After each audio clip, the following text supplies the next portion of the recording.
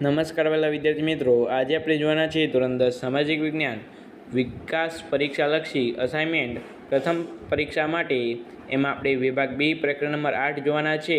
અસાઇનમેન્ટનું સંપૂર્ણ સોલ્યુશન આપણી YouTube channel the Gujarati education પર તમને સંપૂર્ણપણે મળી જશે. એમાં અત્યારે આપણે વિભાગ બી પ્રકરણ નંબર 8 જોઈએ. તો ચાલો મિત્રો આપણે વિભાગ બીનો પ્રકરણ નંબર 8 નિહાળીએ.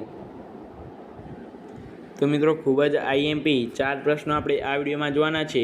તો અહીં છે પહેલાં, ભારતની જમીનના પ્રકારો કેટલા છે અને કયા કયા?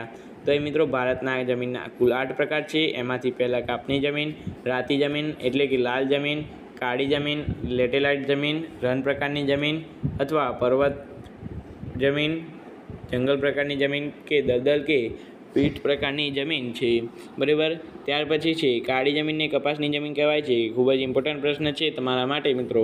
તો કાળી જમીનમાં લોહ, ચૂનો, કેલ્શિયમ, પોટાશ, એલ્યુમિનિયમ અને મેગ્નેશિયમ કાર્બોનેટનું પ્રમાણ વધારે હોય છે.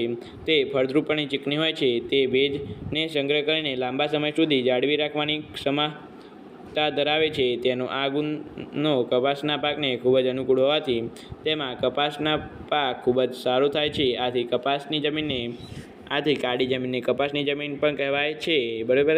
ત્યાર પછી આગળ જોઈએ, રણ પ્રકારની જમીન વિશે ટૂંક નોંધ લખવાની છે.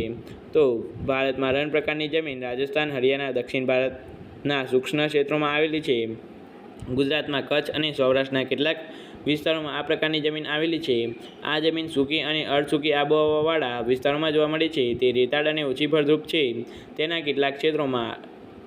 કેટલાક ક્ષેત્રોમાં ક્ષાર કણોની અધિકતા અને જૈવિક દ્રવ્યની ઓછાપ જોવા મળે છે. અહીં જે વિસ્તારોમાં સિંચાઈની સગવડ થઈ છે ત્યાં જુવાર, બાજરીનો પાક લેવામાં આવે છે.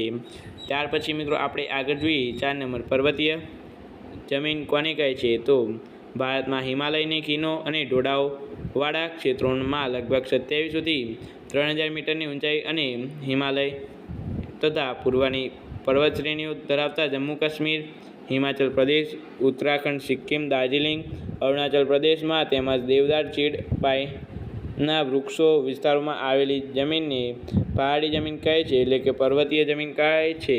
પર્વતીય જમીનને બીજા શબ્દ તરીકે પહાડી જમીન કહેવાય છે મિત્રો. અને આ જ જમીનનું સ્તર પાતળું અને અપરિપક્વ હોય છે. જંગલોવાળા ભાગોમાં તેમાં જૈવિક દ્રવ્યો વધુ હોય છે.